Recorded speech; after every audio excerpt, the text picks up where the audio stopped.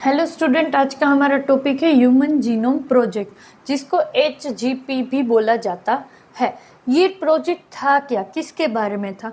तो for example ये DNA है। डीएनए के अंदर नाइट्रोजिनस बेस पेयर होती है, ATTCGGC ऐसे बेस पेयर होती है। ये बेस पेयर इसके बाजू में यही, इसके बाजू में यही, ऐसा पूरा डीएनए के अंदर सीक्वेंस होता है। ये मैंने एग्जांपल लिया, वैसे ही डीएनए में ऐसे सीक्वेंस होता है कि इसके बाजू में ये, वही पूरा जो डीएनए का जो सीक्वेंस है वही पूरी जेनेटिक इंफॉर्मेशन है कि क्या कैसे बनेगा, कौन सा प्रोटीन कैसे बनेगा, कौन क्या फंक्शन करता है, वो सब कुछ ये डीएनए के सीक्वेंस में ही लिखा होता है। तो ये प्रोजेक्ट के थ्रू हमने ये पता लगा कि ए के बाजू में कौन है, टी के बाजू में कौन है, ये पूरा इस प्रोजेक्ट के बाद हमने डिटरमाइन करा। ये प्रोजेक्ट से हमने ये चीज़ डिटरमाइन करी। नॉर्मली हर एक ह्यूमन का 99.9% डीएनए सिमिलर होता, बट एटलीस्ट कोई प्लेस पे ये डिफरेंट होता है, जैसे कि कॉपी नंबर वेरिएशन।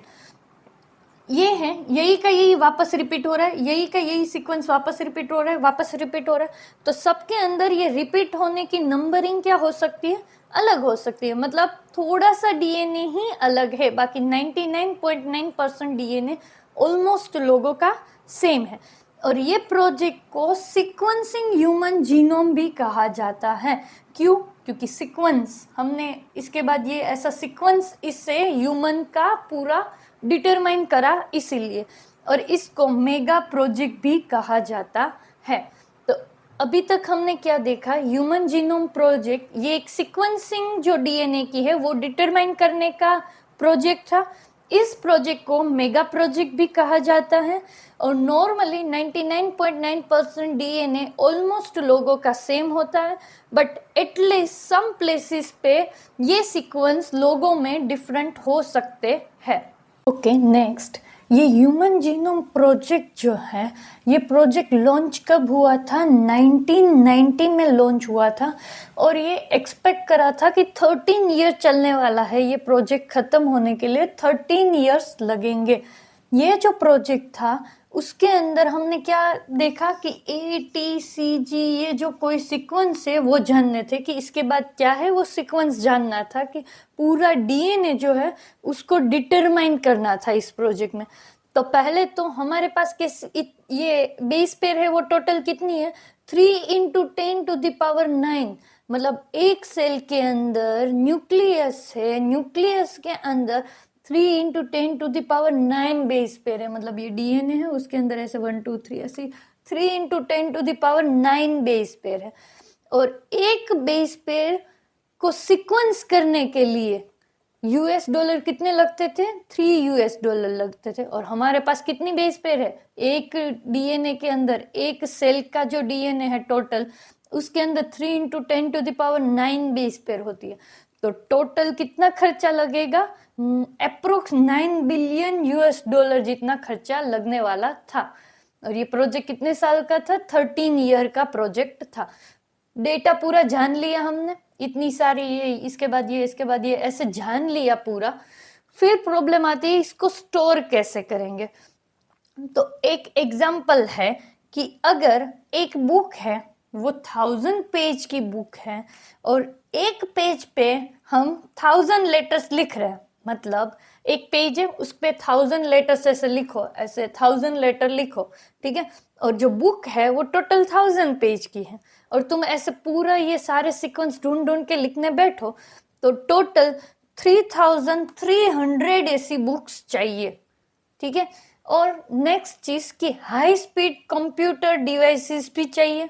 क्यों? क्योंकि ये डेटा हमको उसमें स्टोर भी करना है, आगे जाके हमको उस डेटा को एनालाइज करना है, तो ऐसा हाई स्पीड कंप्यूटर, ऐसे डिवाइसेस भी चाहिए होंगे। ओके, नेक्स्ट, ये जो प्रोजेक्ट है उसको ऑर्गेनाइज किसने करा था? तो इस प्रोजेक्ट को ऑर्गेनाइज करा था US डिपार्टमेंट ऑफ एनर्जी और नेशनल इंस्टीट्यूट ऑफ हेल्थ ने। जब इसके स्टार्टिंग के ईयर्स थे ये ह्यूमन जीनोम प्रोजेक्ट के, तब उसका मेजर पार्टनर था वेलकम ट्रस्ट। बाद में बहुत सारी कंट्रीज ने अपना कंट्रीब्यूशन दिया, इस प्रोजेक्ट में इन्वॉल्व हुई, जैसे कि जापान, फ्रांस, जर्मनी, चाइना और बहुत सारी कंट्री इस प्रोजेक्ट में इन्वॉल्व हुई। ये जो प्रोजेक्ट था वो ऑलमोस्ट कंप्लीट हो चुका था 2003 तक। Okay, next human genome project जो है उसके गोल्स क्या थे? तो फर्स्ट ये डीएनए है, डीएनए के अंदर यहाँ पे नाइट्रोजनस बेस पेयर होगी ऐसे सीक्वेंस में, ठीक है। ये एग्जाम्पल के लिए कोई भी एक सीक्वेंस लिखा है मैंने। तो ये जो है ऐसी एक सेल के अंदर, न्यूक्लियस के अंदर ऐसी कितनी बेस पेयर होती है?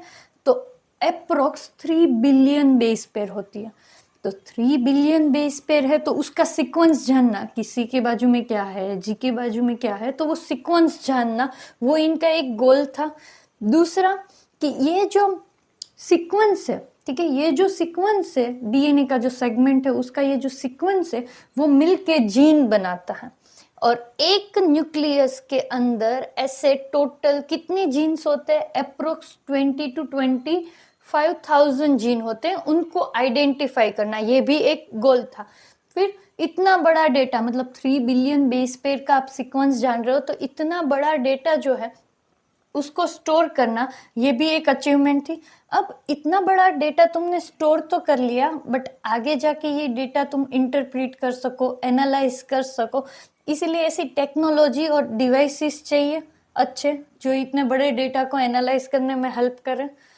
अब ऐसी टेक्नोलॉजी डेवलप करने के बाद ये टेक्नोलॉजी दूसरे सेक्टर्स को भी प्रोवाइड करनी चाहिए ताकि वो लोग इस चीज़ को आगे कंटिन्यू करें, वो भी अपनी रिसर्च कर सके इस फील्ड में। अब ह्यूमन जीनोम प्रोजेक्ट में तुम डीएनए का पूरा सीक्वेंस जो है उसको आइडेंटिफाई कर रहे हो, ठीक है। तो बहुत सारी प्रॉब्लम्स आएगी, जैसे कि एथिकल, लीगल और सोशल प्रॉब्लम्स आएगी। तो ये प्रॉब्लम्स को भी ओवरकम करना पड़ेगा, ठीक है।